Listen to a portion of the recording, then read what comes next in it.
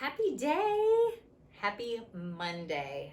I hope this message finds you well. And that's what I want to talk about today. Health. How are you feeling? How are you doing with life in general? So, I recently listened to a children's ministry message, and Drew Powell was speaking. He's actually not a children's ministry director. He's a director of creativity and design in Cross Point Church in Tennessee. But he led a discussion where they were talking about leading with a non-anxious presence. And a couple things that he mentioned about leading with non-anxious presence is just the rhythm. Finding a rhythm and what works best for you. And I think this is challenging as parents because I know with like different seasons of my kids as they grow older, we enter a new stage, and I felt like I just got the other stage down and I got into a rhythm, and then it changes again, and then going through. So I think this is hard for parents. I know when I was single, it was really easy for me. And it's hard to do. So the other thing is importance of community. We should be around other people and be able to talk with other people and share our true self with others. And that doesn't mean to be a large group. It could be other moms hanging out, other dads hanging out, but we need that time where we can just like sit and have somebody know us and have somebody talk to us. We need that community. So community groups are awesome for that because other people get to know us a little bit better. And then the importance of confidence, being confident in your partnership with the Lord, having good standing with your relationship with God, which, I mean, hands down, is the most important thing we do, right? So he also talked about at the very end, he runs his church with health code. And I thought it was really cool. He used an acrostic. And so I thought it was really cool talking about health more than hustle. And sometimes I just feel like I'm hustling all the time. And we are just going about it and going about it. And it's so hard. That's why I try to, like when I see something good, like this week I shared 25 ways to stay in tune with God while you're on the go, like trying to give you ways, because I know those help me. Just even if I use one or two, you don't have to use all 25. I think that would drive me nuts. But anyway, doing that. And so the first stage starts with heart. And so when you are healthy, your heart is in your work. So important that your heart be in your work and that you are truly leading from the heart. And so, I was reading through Charles Stanley, and he's talking about the hard heart, and he mentioned Pharaoh. I mean, it's a good example of just how hard his heart had gotten, and he saw the truth right in front of his face, and he just kept denying it and looking the other way, and plague after plague, and disease after disease. It was just, and so he lists also some examples, lack of concern for spiritual things, ignoring the testimony of others, recognizing sin but refusing to deal with it, pride, and acknowledging sin but trying to make a deal with God. Stop watching it after this series or after this book or whatever it is. That's the example that comes to my mind.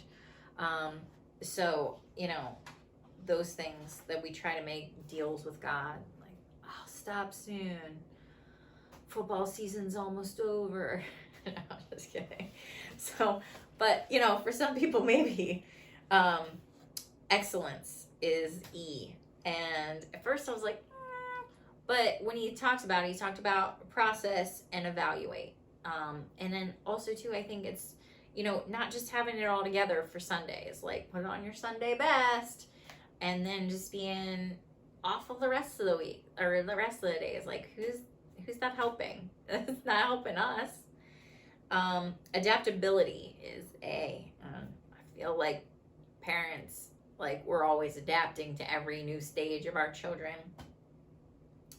or even just new stages of life. Loud. And at first I was like, oh, L for loud. But in kids ministry, we're loud.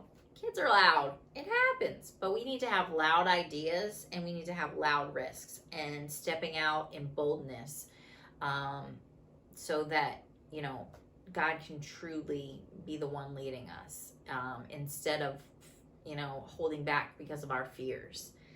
So loud. T is togetherness, unity. And Psalm 133, God tells you how he feels about unity. Behold, how good and pleasant it is when brothers dwell in unity. It is like the precious oil on the head, running down the beard, and run on Aaron's beard, and running down the collar of his robes. It is like the dew of Hermon, which falls on the mountains of Zion. For there the Lord has commanded the blessing, life forevermore.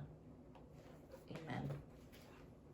And the last one is humility, and just learning from others. I love learning from your kids because they teach me different ways to look at stuff that I don't think about. Or maybe one time I thought about it, like when I was a kid, but had stuffed that part away and never thought about it again. So humility expresses a genuine dependency on God and others. Humility recognizes that we live the Christian life in the same manner that we become a Christian, and by the grace of God, God extends his grace to the humble person, but he resists the proud. James 4:6. And I realized after I finished my acrostic that I didn't explain my coffee mug. So this is very special to me. This is my grandmother's coffee mug. And most of you, I don't know, may or may not know that I didn't have a really great childhood. And that's fine, because God used that in so many powerful ways that I know that it was my journey. And but one of the places I always felt safe, so I would call it the most healthiest place I've been, is my grandmother's house. And so this mug is very dear to me because of that, because this was my healthy place and one of my healthy relationships. And so I also put in it peach detox tea, because who doesn't love a good detox, especially when we're talking about health? Yep. So I hope that you have an amazing week, and I pray for your health, and I pray that you won't see God in everything that you do this week, and that his presence will be right in front of your face in obvious ways, that he shows you his love every day. I love you, and I miss you.